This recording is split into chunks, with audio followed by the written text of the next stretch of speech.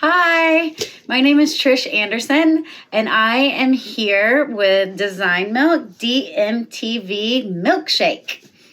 I am based in a fiber artist based in Savannah, Georgia. And I'm also the owner of Trish Andersen Studios. We have a line of home textiles and accessories, as well as all the fine art that we do here in the studio. So I have this little container here filled with questions, and I'm going to answer a few for you.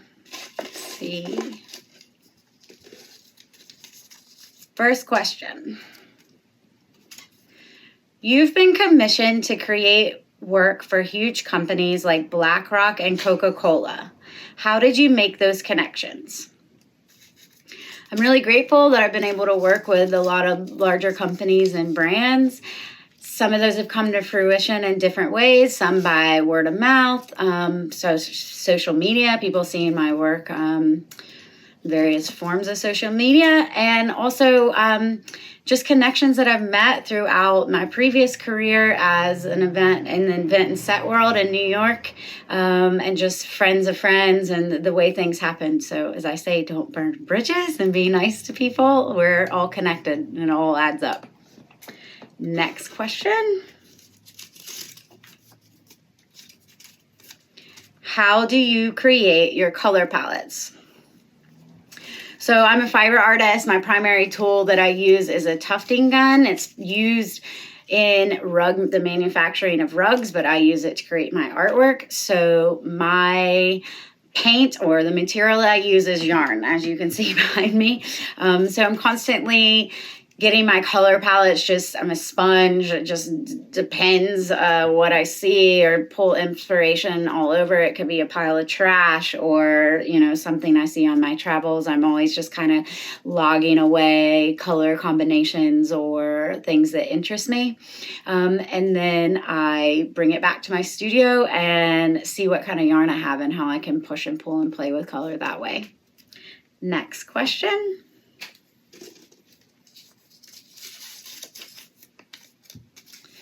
How does draping figure into your work? So last year I did a big body of work that were these sort of tufted trompe-l'oeil. I call them sort of drawings of draped fabric. And much of what I was thinking about when I was creating those was flexibility and resilience. And I sort of made draped fabric my muse last year, mainly too, just as a reminder of myself to be both of those things. And I explored it for a long time last year, and I've taken a little bit of a break, but I think it's definitely going to pop back up in my work one way or another. I just am kind of get bored easily. So I'm always jumping around on other ideas, but I know I'll be back to it. Next question. Can you tell us a little bit about the carpet capital of the world? Did working with textiles make sense to you in that sort of innate way, having grown up in a textile center? I grew up in Dalton, Georgia, which is carpet capital of the world, and it is where wall-to-wall carpet was invented. Prior to the machinery and the processes invented in Dalton, being one, the broadloom machine, all carpets were woven, and Dalton developed the ability to tuft carpet and do it on a mass scale. And so growing up, I was always around carpet mills it was just a way of being there. I mean, you're just everywhere you looked had something to do with carpet. But funny enough, I had absolutely no interest in following that path. I always said I'm going to have nothing to do with carpet. And I think that's mainly just because of my personality. I didn't want to do anything that was expected of me. But time and time again, throughout my life, I've found myself going back to textiles, going back to even now quite literally carpet.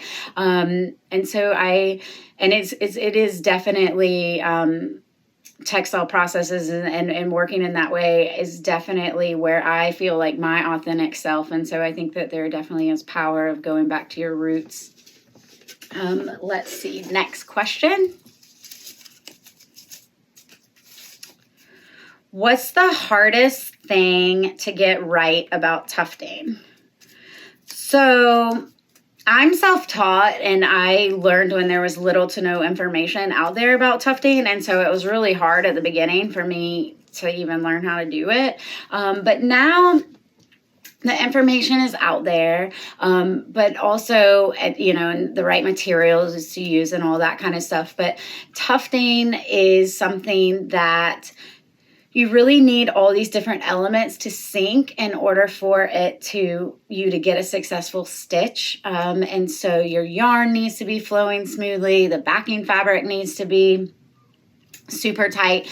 Your gun needs to be at the right speed and oiled and working properly. And then also you, or the person moving the gun, needs to be working properly. So I guess the hardest thing is, as you're learning, just figuring out how to get all that to sync properly. But then I think once you get it, it's not that hard.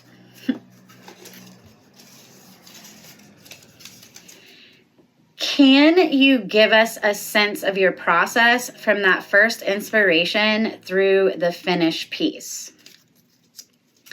I am constantly thinking of ideas and sketching, and primarily I use an app called Procreate to do all my sketches. And so I just sort of have a running list of ideas.